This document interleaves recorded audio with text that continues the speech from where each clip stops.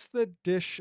Is there like a calamari dish or something that you guys are famous Yes, for? yes. Calamari is, essentially a fried octopus rings. They're delicious. In Rhode Island, you have them with hot peppers, and sometimes you have them with vinegar and some other things. But that is a big delicacy in Rhode Island. One of the things we promoted recently when I was Secretary of Commerce was our stuffies. And so that's a half a clam shell stuffed with breading with clams inside of it and some other great spices and very often some Portuguese chorizo sausage. And that's quite a dish as well.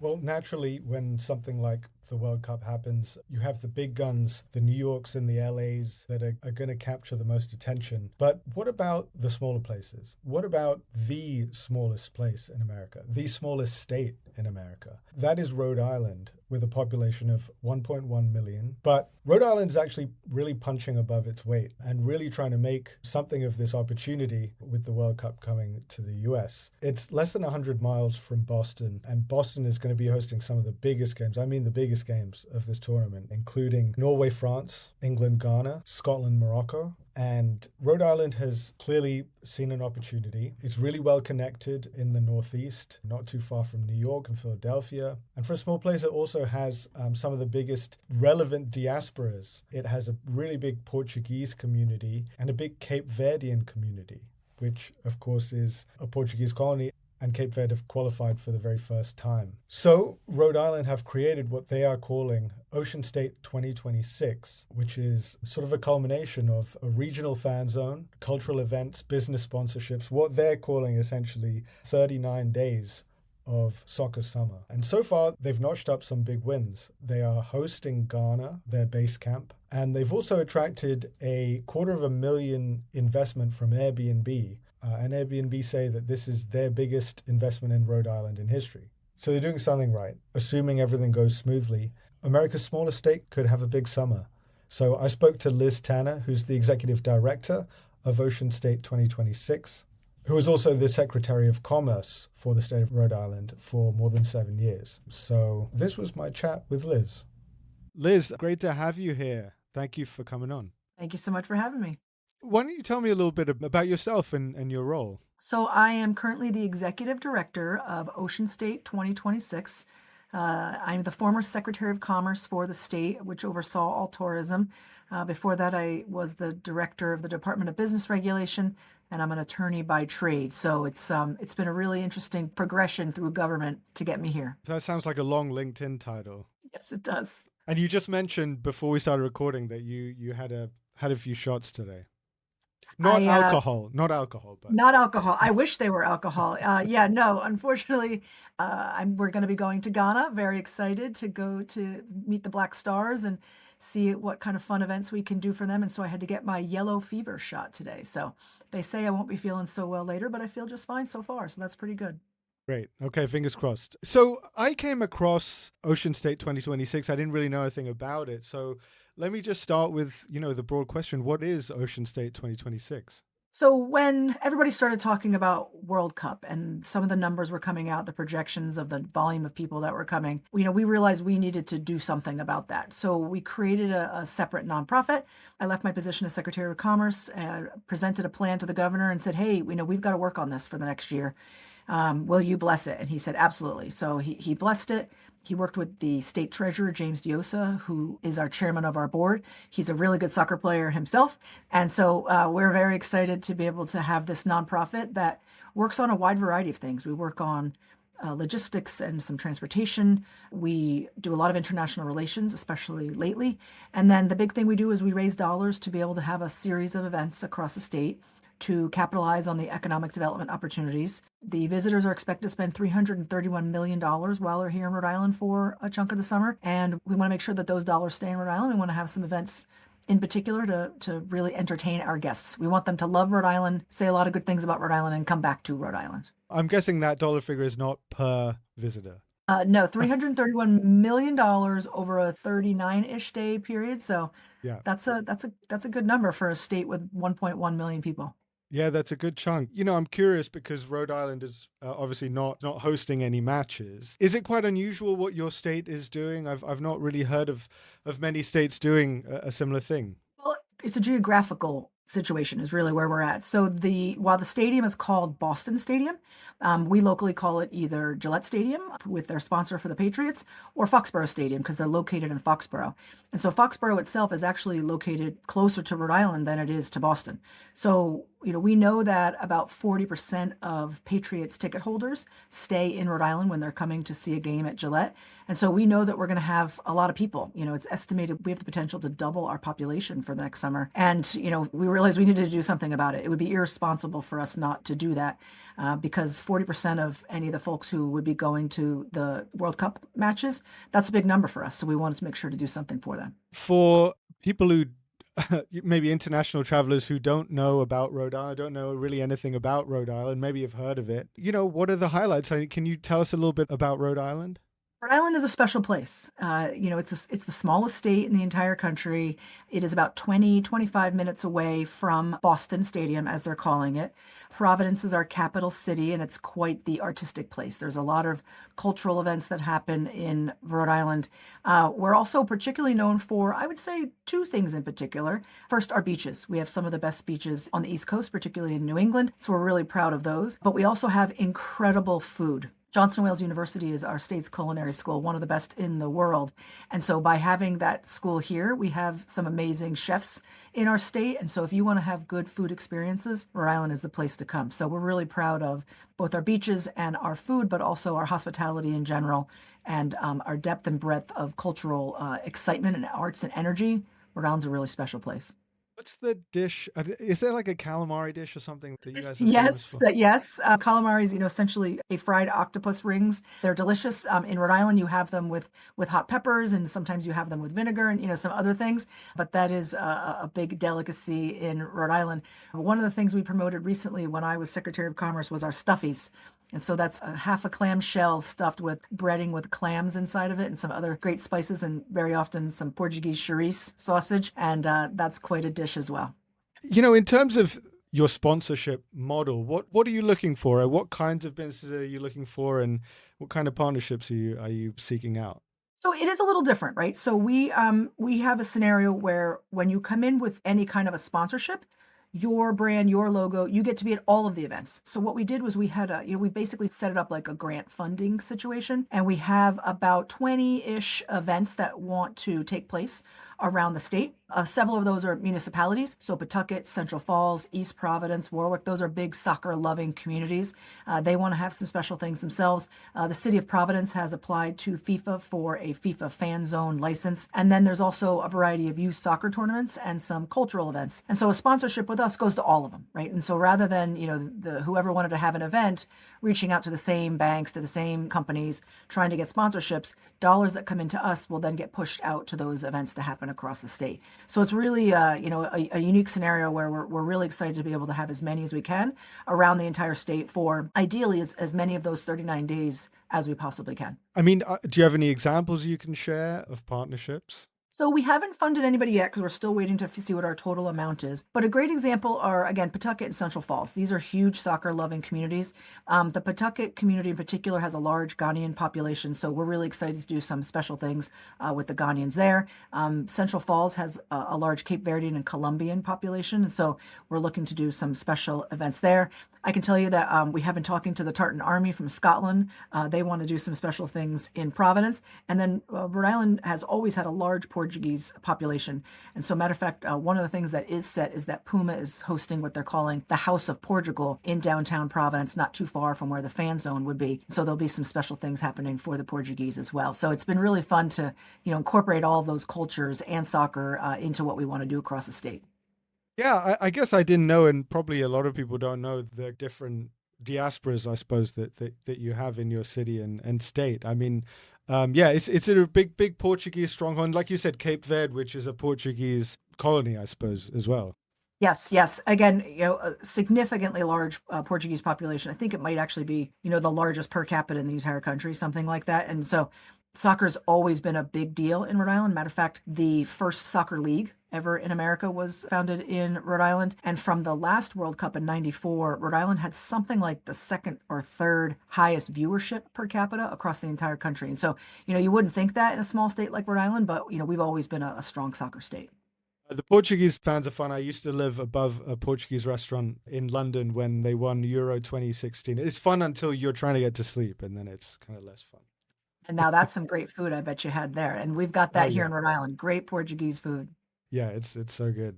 What's kind of the nature of was there an Airbnb partnership that you have? So we're really excited. Airbnb has come in as our platinum sponsor. They saw a real opportunity for what was happening in Rhode Island. And so, in addition to, all things World Cup, you've also got the 250th celebration and, Rhode Island, Massachusetts, obviously the center of it all. And so there's some exciting things happening there. June 13 is that big event happening down in Westerly. There's a big wedding, some really famous singer and a really famous football player. Rhode Island is hot right now, and Airbnb came in as a big sponsor for us. They're actually hosting an event on March 18th in order to really promote what it takes to become an Airbnb, because we know that all the hotels are going to be filled, right? Rhode Island's got some amazing hotels across the entire state. We expect them all to be filled with, this extra potential million people.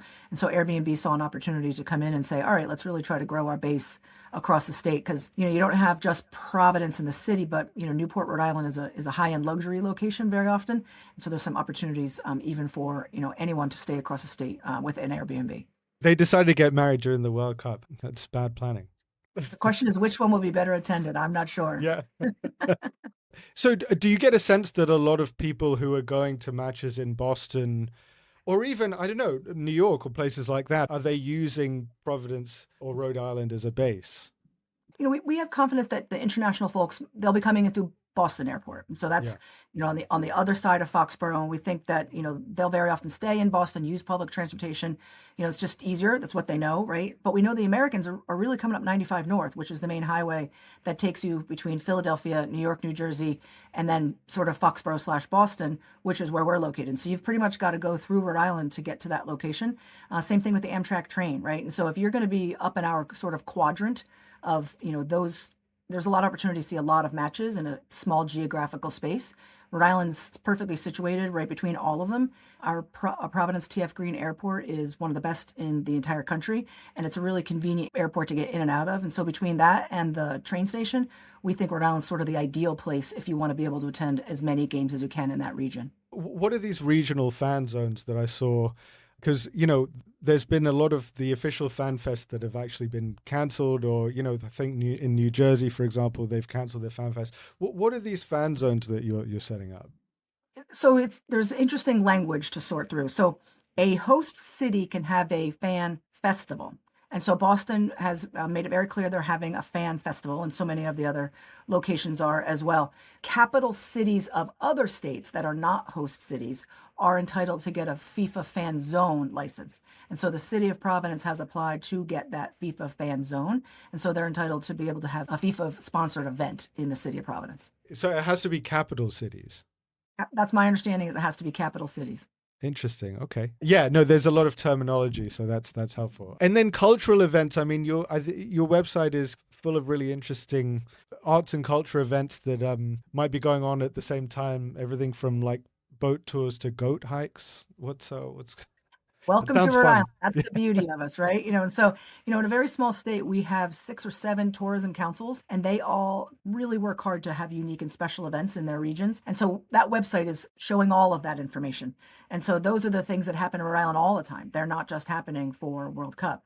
The events that we want to have for the big international tournament, as we often call it, are special ones. And so they're in addition to the regular things that happen in Rhode Island. And again, we're not just focusing just on soccer, but also on the cultures of the countries that are here.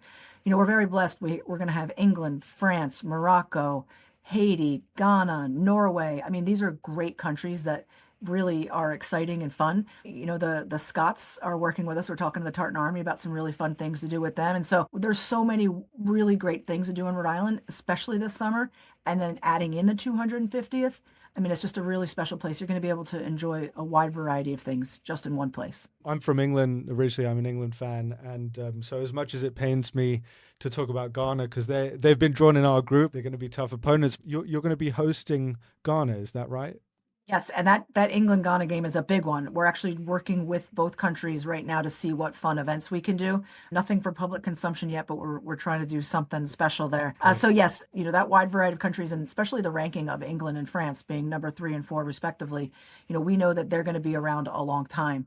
Bryant University, located in Smithfield, Rhode Island, just a little bit out of Providence, Rhode Island, is the only FIFA-blessed base camp in all of New England. And so that's a really big deal for us to be able to show that and to showcase that.